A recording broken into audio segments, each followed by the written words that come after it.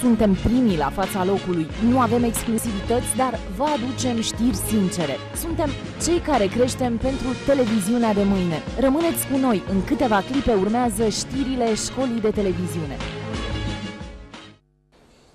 Bună ziua și bun găsit la jurnalul Școlii de Televiziune. Noi suntem Silvia Fechete și Alexandru Iana. Regulamentul de la bacalaureat se schimbă din nou. Din 2013 examenul va conține probe diferențiate. Ministrul Educației Liviu Pop și-a motivat decizia spunând că formula actuală a acestui examen nu mai este adaptată situației din sistemul de învățământ. De altfel, Comitetul Olimpic și Sportiv cere Ministerului Educației să ancheteze bacalaureatul olimpicilor.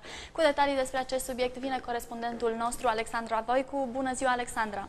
Legea întreprinderilor mici și mijlocii va fi modificată în cel mult o lună de zile. Scopul acesteia este să vină în sprijinul micilor întreprinzători. Ministrul Economiei Daniel Chițoiu spune că această lege va simplifica toate procedurile administrative. Prima rachetă românească va fi lansată în primăvara anului 2013. Racheta orbitală va fi expusă în Piața Victoriei, dar într-o versiune mai mare pentru a putea fi observată de curioși. Anul acesta, Ziua Copilului a fost sărbătorită într-un mod inedit pe aeroportul Clinceni. Peste 40 de aeronave au oferit un spectacol de excepție la tradiționalul meeting aviatic dedicat prichindeilor. Micuții au putut urmări demonstrațiile celor mai cunoscuți piloți și parașutiști din România.